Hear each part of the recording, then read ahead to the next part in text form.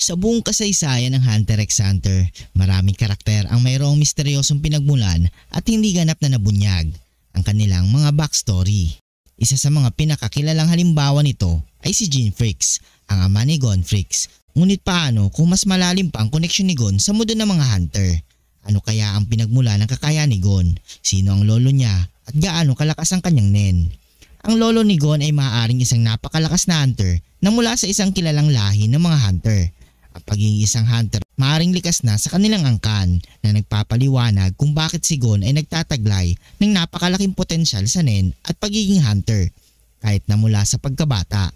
Maaaring ang lolo ni Gon ay isang orihinal na tagapagtatag ng isa sa mga pinakamakapangyarihang samahan ng mga hunter o kaya naman ay isang tagapagbantay ng isa sa mga sinaunang lihim na nen techniques. Isa sa mga posibleng dahilan kung bakit malakas si Gon ay dahil sa lahi ng mga freaks. Kung iisipin, si Gon ay nagpakita ng mga kakayahan na higit sa karaniwan na nagpapaiwatig na ang kanyang mga ninuno ay hindi ordinaryong mga tao.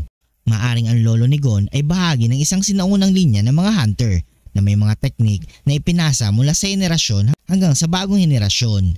Kung ang lolo ni Gon ay isang napakalakas na hunter, tiyak na siya ay may mga nen abilities na pambihira at hindi matutumbasan ng karaniwang tao. Maaring siya ay isang specialist na ang nen ability ay nag-iiba depende sa sitwasyon o kaya isang transmuter na kayang baguhin ang anyo ng kanyang aura sa iba't ibang bagay.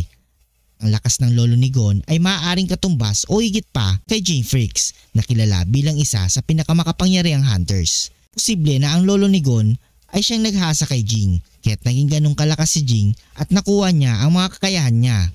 Maaring tinuruan siya ng kanyang ama na mga lihim na teknik ng kanilang angkan na itinago ni Jing mula kay Gon upang protektan siya mula sa mga panganib ng pagiging isang hunter.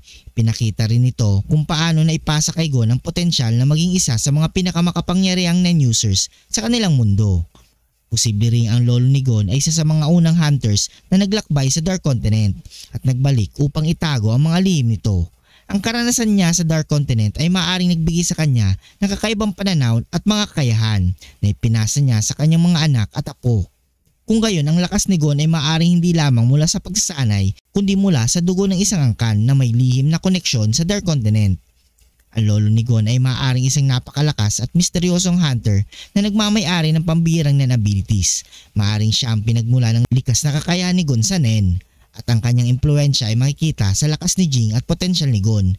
Ang pagiging hunter ay maaaring isang tradisyon na ipinasa mula sa bawat henerasyon ng freaks na nagpapaliwanag kung bakit si Gon ay isa sa mga pinakamalakas na karakter sa Hunter x Hunter. Ang teoryang ito ay nagbibigay ng bagong pananaw sa pinagmulan ng lakas ni Gon at nagpapakita ng posibilidad na ang kanyang pamilya ay may malalim na koneksyon sa mundo ng mga hunter na hindi paganap na nabubunyag. Kung nagustuhan mong video ito, huwag niyong kalimutang mag-like at subscribe and hit the notification bell button para updated kayo palagi sa ating video. Maraming salamat.